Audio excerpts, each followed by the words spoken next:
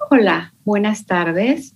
Es un gusto para mí estar con ustedes aquí en este congreso y agradezco muchísimo al doctor Bárcena la oportunidad de compartir con todos ustedes estas reflexiones sobre la modalidad mixta, temática que se ha vuelto relevante en estos últimos tiempos, dada la inmersión que tuvimos todos en lo que es la educación a distancia y lo que nos ha llevado a aprender y a cuestionarnos sobre nuestra propia práctica docente.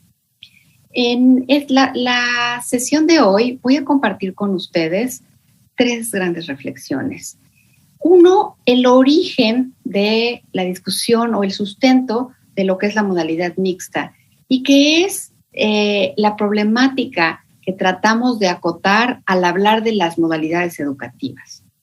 Me parece que es muy importante que tomemos este punto de referencia para entonces llegar a comentar sobre qué queremos decir con esa mixtura, con la mezcla de modalidades. Y finalmente cerraré con unas reflexiones sobre el futuro, dada esa combinación de mixturas que tenemos en las nuevas modalidades, cómo pensar el futuro para nuestros programas educativos. Pues, sin más, comencemos. ¿Qué es lo que caracteriza nuestro discurso sobre las modalidades educativas? Algo que me parece muy importante es retomar la idea de que al hablar de una modalidad educativa, estamos tratando de caracterizar cómo tiene lugar el encuentro educativo, ¿no? El término en inglés es quizá un poquito más claro, delivery system, ¿no? Es cómo impartimos la enseñanza y cómo buscamos promover el aprendizaje. Ahora, lo interesante es que esa caracterización del encuentro educativo se da desde muy distintas perspectivas. Y de ahí el que sea tan difícil ponernos de acuerdo en cuáles son las modalidades educativas. Porque al describir y al caracterizar la educación, lo hacemos mirando diferentes criterios, ¿no? Por un lado, el espacio donde tiene lugar, ¿no? Tiene lugar en un lugar donde se reúnen estudiantes y docentes o es una relación a distancia. Esa caracterización tiene que ver con el tiempo en el que se da el encuentro educativo, tiene que ver con que se usen tecnologías, con qué tecnologías se usan o para qué se usan las tecnologías, tiene que ver con quién controla el proceso educativo, si es la institución que va marcando un ritmo para el estudiante o es el estudiante mismo, o tiene que ver con el paradigma pedagógico. Si la enseñanza está centrada en el docente o está centrada en el estudiante. Y voy a enseñarles, muchas veces caracterizamos a las modalidades desde una o dos de estas perspectivas. Y entonces de ahí que haya una infinidad de posibles combinaciones. Por ejemplo, cuando pensamos en el espacio donde tiene lugar el encuentro. Entonces, hablamos por un lado de la educación presencial, de la educación cara a cara. Y en contraposición, hablamos de la educación a distancia, la educación ubicua, la educación virtual, ¿no? Y ahí en la virtualidad lo que queremos decir es que no nos estamos encontrando en un espacio real, en un espacio que es construido virtualmente, quizá con tecnología. O este término que se hizo tan famoso durante la pandemia, la educación remota, ¿no? Donde no estamos en el campus y nos encontramos de manera remota. Entonces, una primera perspectiva que utilizamos para caracterizar las modalidades es el espacio. Un segundo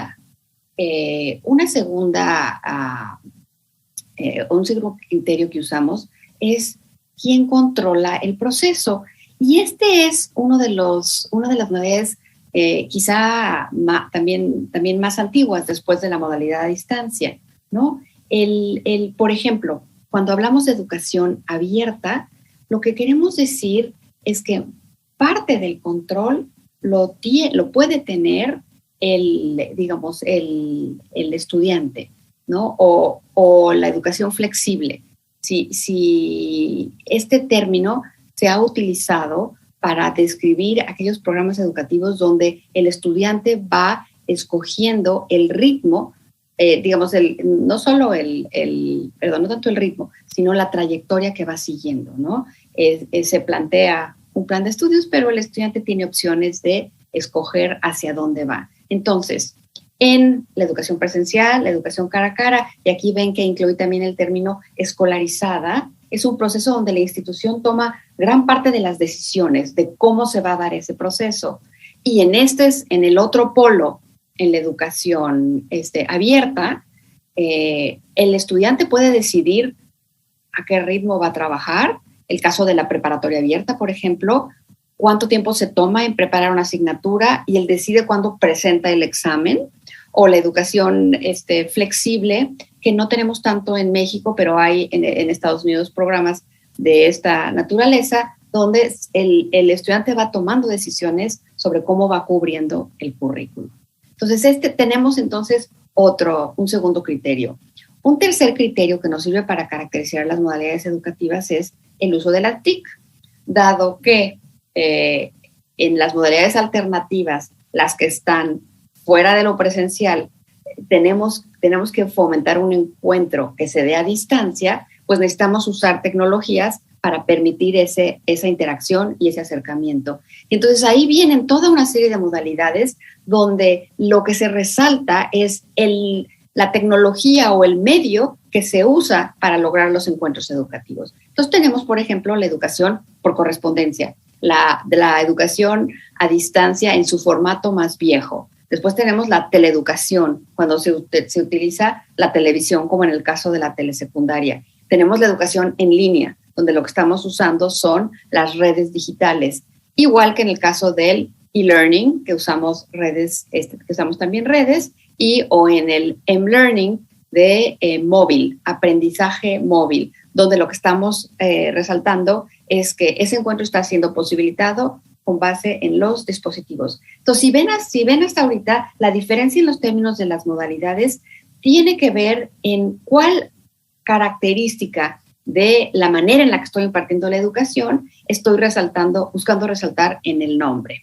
Otro de los criterios que hemos utilizado es el tiempo en el que ocurre, cuándo se da ese encuentro. Y entonces tenemos educación asincrónica, cuando nos encontramos de alguna manera a distancia, pero no nos comunicamos en tiempo real. Esto es como en el formato tradicional de los cursos en línea. O tengo la educación sincrónica, como todos los cursos que estuvimos dando en la pandemia a través de Zoom, donde aunque estábamos a distancia, nos reuníamos al mismo tiempo. Y este término que surgió exactamente el año pasado, el bicrónica, donde lo que estamos resaltando es que es educación a distancia, que se da utilizando tecnología, pero combina ambos formatos. Tengo sesiones de Zoom y tengo interacción asincrónica, quizá a través de foros o a través de plataformas de cursos en línea, como por ejemplo Moodle. Entonces, lo que quiero resaltar aquí es que al hablar de modalidades, lo que estamos hablando es de un mosaico de opciones donde escojo una o dos atributos de cómo se está dando el encuentro educativo y le doy un nombre. Ahora, uno de los retos que hemos tenido en el campo educativo es ponernos de acuerdo en cuáles son las modalidades. Por un lado, la legislación, ¿no? La Ley General de Educación reconoce básicamente 3 modalidades: escolarizada, no escolarizada y mixta. Pero por otro lado, en el discurso de las instituciones, en la difusión que hace de los programas, en los criterios institucionales incluso, se usan una diversidad de distintas opciones. ¿Y por qué esto es el punto de partida para hablar de las modalidades mixtas? Porque al fin y al cabo, lo que queremos resaltar en la mixtura es que estamos entremezclando 2 modalidades. Entonces, la mixtura, en todas estas diapositivas que les he mostrado hasta ahorita, tenemos los 2 polos. Y entonces la mixtura es realmente la combinación de algunas de estas opciones. Entonces, de ahí que veamos que hay una gran diversidad de tintes que puede adoptar la mixtura y que teniendo estos dos polos aquí, podemos empezar a analizar cómo se dan y cuáles son esas combinaciones posibles. Entonces, lo importante es ver que la combinación va a ser de estos criterios, ¿no? Cuando yo hago referencia a una modalidad mixta, puedo estar combinando dos o más de variaciones del encuentro educativo sustentadas en estas categorías. Entonces, por ejemplo, una de las mixturas más comunes, la modalidad mixta, lo que tradicionalmente se ha usado, es la combinación de tiempos y espacios. Es decir, la educación presencial, que combina algo de educación presencial y algo de educación, digamos, de educación a distancia o en línea, o cualquiera de los formatos donde el alumno y los estudiantes están separados. Otra de las mixturas que ha sido muy común es hablar del blended learning o el B-learning. Y ahí lo que estamos resaltando es que tengo por un lado la educación presencial, pero también tengo una educación en línea, ¿no? El e-learning tiene ese sesgo particular de que hace referencia también al aprendizaje. Entonces, aquí hay otro componente muy, muy importante que es mixtura de enseñanza en línea más un enfoque hacia el aprendizaje. Y bueno, otra mixtura importante es y que ha surgido en los últimos años es lo que se ha denominado el high flex. Y lo que queremos resaltar en el high flex es que es una mixtura, una combinación de opciones donde además se le da flexibilidad al estudiante. Y esta modalidad, lo que implica para las instituciones es que yo voy a tener simultáneamente educación en línea y voy a tener educación presencial, y la flexibilidad es que el estudiante va a poder decidir cuándo toma un modelo y cuándo toma otro. Esta es una de las opciones que han escogido muchas escuelas, en particular durante la pandemia. ¿Por qué? Porque a la hora de darle opción al estudiante de decidir si quería volver o no al aula, entonces se les ofrece la posibilidad de decir, bueno, ¿quieres tomar el riesgo de, a pesar del COVID, y regresar? Entonces puedes venir. Si no quieres, toma entonces las clases en línea. Ahora, voy a regresarme porque estoy notando que hubo una diapositiva que me salté que me parece muy importante. Otro de los criterios que se usa para caracterizar a las modalidades, que es de los criterios más recientes, es el paradigma desde el cual está diseñada la enseñanza. Entonces, vinculado con la educación presencial, con la educación cara a cara, con la educación escolarizada, hay un enfoque centrado en la enseñanza, es decir, en el rol del docente, el rol activo del docente como el protagonista de la educación, el que es un modelo principalmente transmisivo. Y en muchas de las definiciones que tienen este paradigma se usa el término educación presencial, educación cara a cara, educación escolarizada. Cuando era a distancia seguía usándose ese término, una educación a distancia centrada en la transmisión de información. Con el tiempo, en el discurso de las modalidades, se dio un cambio también en relación con el paradigma del que queríamos referirnos, para resaltar el aprendizaje. Y entonces se empezó a hablar, en lugar de educación a distancia, se empezó a hablar de aprendizaje a distancia. Y lo vemos clarísimo, por ejemplo, en el término e-learning o B-learning, que se utilizó básicamente en inglés. En este momento, lo que se resaltó es que en el proceso educativo lo que importa es no tanto la enseñanza, sino el aprendizaje. Y entonces, si ustedes empiezan a ver los distintos modas que se van dando en los términos, pueden notar que a partir de los 90, muchos de los términos relacionados con las modalidades empezaron a utilizar el término aprendizaje en lugar del término educación para señalar este cambio de enfoque, ¿no? De este cambio en el paradigma pedagógico.